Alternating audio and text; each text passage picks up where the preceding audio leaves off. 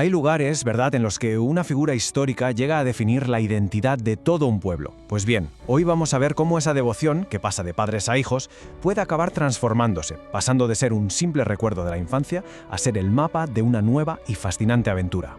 Fijaos en esta frase, es muy potente. Todo empieza justo aquí, con una conexión que va más allá de lo normal, un fervor que lo impregna absolutamente todo. La devoción por el patrón de este lugar es como el latido del pueblo, un sentimiento que une a las familias y que, de hecho, es el punto de partida de toda esta historia. Y claro, como tantas buenas historias, esta también arranca en la memoria. Concretamente, en el recuerdo más antiguo y nítido de la infancia del protagonista. Vamos a viajar a ese momento exacto, a esa imagen que sin saberlo lo empezó todo. Es que lo curioso de este recuerdo es la claridad con la que se perciben los detalles. No es solo una tarde de noviembre, no, es una tarde amarillo-rojiza. Es esa luz tan particular del otoño, cuando el sol ya está bajando y dibuja las siluetas en las calles, creando una atmósfera que es casi mágica, de esas que se te quedan grabadas para siempre. Y en medio de esa luz tan especial aparecen dos imágenes que, para los ojos de un niño, son absolutamente impactantes. Por un lado, unas banderas gigantes, colosales, de color marrón carmelita, el color del hábito del santo. Y por otro, unos hombres vestidos con unos trajes súper solemnes de terciopelo carmesí que llevaban unas piezas de metal un poco raras. Eran los maceros, los guardianes de la tradición, que en ese momento, claro, para él eran un misterio total. Pero claro, para los críos de la época, el centro del universo no era toda esa comitiva oficial que era el hombre que tiraba los cohetes. El objetivo de verdad, el gran premio de la tarde, era salir corriendo como locos después de la explosión para ser el primero en encontrar la varilla del cohete. Ese era el auténtico trofeo, el símbolo de la aventura en medio de tanta solemnidad. Y aquí un contraste que es precioso.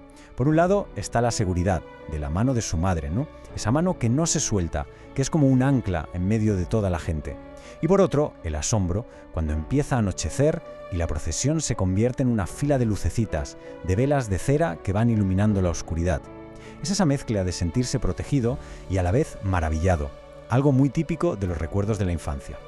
Y el recuerdo culmina aquí, con el gran final, la traca monumental. Para un niño, esto era una auténtica montaña rusa de emociones. Por un lado, el deseo de no perdérselo por nada del mundo, ese espectáculo de ruido y furia, y al mismo tiempo un pánico tremendo ante ese estruendo, un eco que, seguro, le seguía sonando en los oídos mucho después de estar ya en casa. Bueno, pues pasan los años y ese recuerdo de la infancia se queda ahí, como dormido, hasta que, de repente, un descubrimiento lo cambia todo. Resulta que su propia familia estaba, y mucho, conectada a esa misma tradición que él recordaba con sus ojos de niño. Y fijaos en esta línea del tiempo porque revela una historia familiar increíble. 3 fechas clave: 1956, 1979 y 1998. 3 generaciones distintas y un mismo compromiso. Nos muestra cómo en 3 momentos que fueron críticos, la familia del protagonista, por diferentes lados, dio un paso adelante para que la llama de esta fiesta no se apagara. La primera gran crisis llega a mediados de los 50. La cosa es que la organización de la fiesta estaba flojeando. Y entonces la generación de su abuelo, junto con otra gente con muchas ganas, tiene una idea que fue, la verdad, genial. Proponer que los distintos gremios del pueblo se fueran turnando cada año para organizar los festejos. O sea, repartieron la responsabilidad y con eso salvaron la tradición. Ahora damos un salto en el tiempo, hasta finales de los años 70. Una época, como sabemos, de muchísimos cambios en España. Y la fiesta pues vuelve a pasar por un mal momento. Pero esta vez es una nueva generación la que decide que hay que hacer algo. Y claro, uno se pregunta, ¿qué es lo que empuja a un joven que por entonces era universitario a involucrarse así? Pues no es una sola cosa, es un cóctel bastante potente. Por un lado, el impulso de un buen amigo. Por otro, la energía que se tiene en la juventud. También, por supuesto, el cariño por su tierra y, cómo no, la nostalgia de esas tardes de niño persiguiendo cohetes. Todo eso se juntó y fue la chispa que encendió la mecha. Y con toda esa motivación, pues se pusieron manos a la obra. Su estrategia fue básicamente de pura energía y mucha creatividad.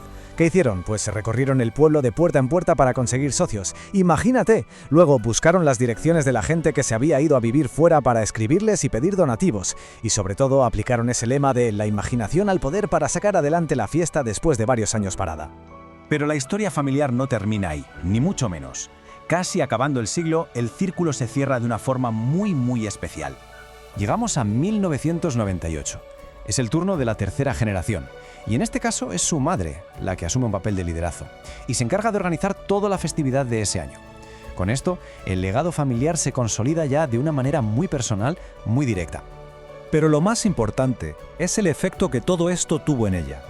Para su madre, ese año de dedicación no fue un peso, para nada, fue todo lo contrario. Se convirtió en una fuente de vida, de ilusión, algo que la llenó de energía. De hecho, el protagonista recuerda que por aquella época, todas las conversaciones con ella terminaban, sí o sí, hablando del patrón.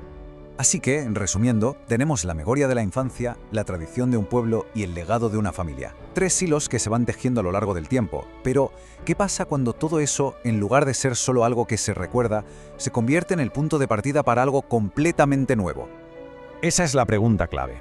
Justo aquí es donde la historia da un giro.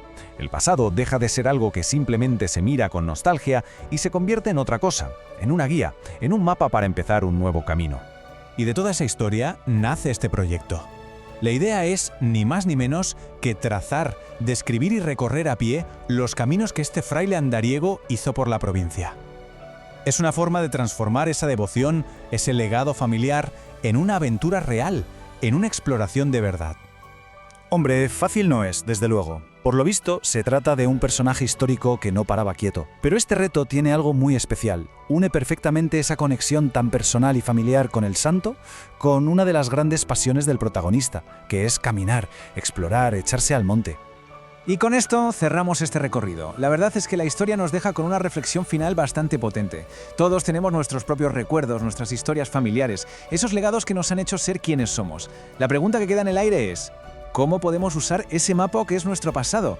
No para quedarnos anclados en él, sino para atrevernos a dibujar caminos completamente nuevos hacia el futuro.